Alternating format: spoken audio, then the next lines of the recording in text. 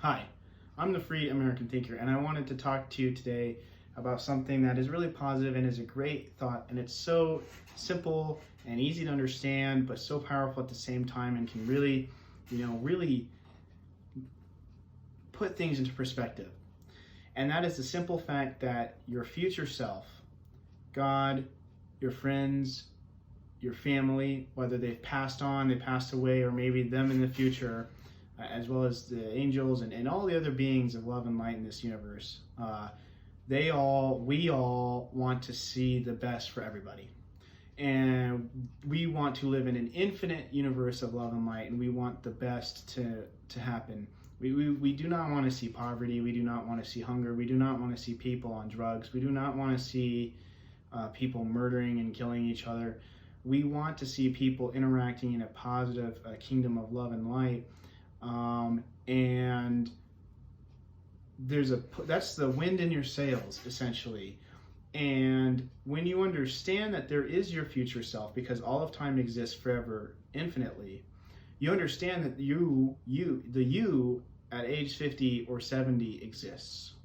And you in the future want yourself now to do well and to be successful, because there's a number infinite of future yous, but only one will really be actualized in this life at a macro level in your timeline by the time you pass away.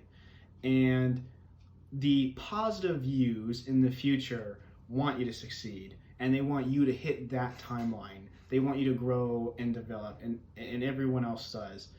A future you that maybe ends in sorrow, or maybe in a disastrous ending to your life. That can happen, sadly, sometimes.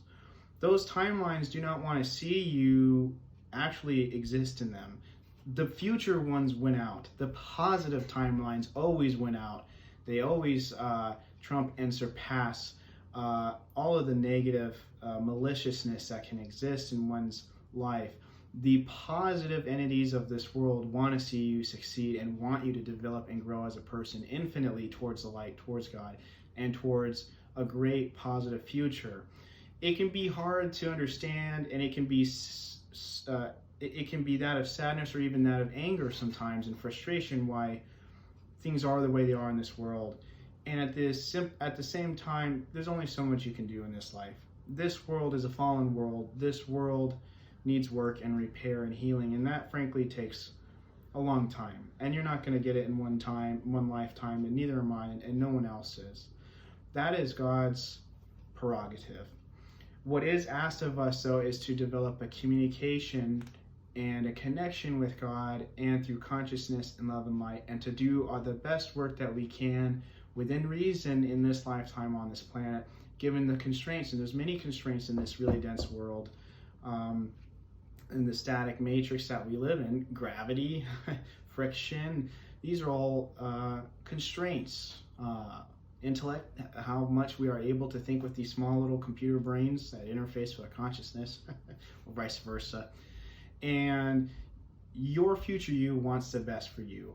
And when you ask for guidance and for prayer and meditation and insight and wisdom, that will come to you from God and from your future self. There is a lot to be said about the possibility of, when you ask, man, I really dodged the bullet, literally. Like, if you miss an accident or if something doesn't happen to you, that's a very high likelihood that angels and your future self are coming in and maybe nudging, if we were to have a pen here on the table, maybe nudging a vector just a little bit. Not that different than Interstellar, where the father, McConaughey, goes back to that scene and he's pushing the vibration of energy to just try to tap a book that just falls on accident. And that's why those anomalies are very real, and they should be taken seriously in positive nature.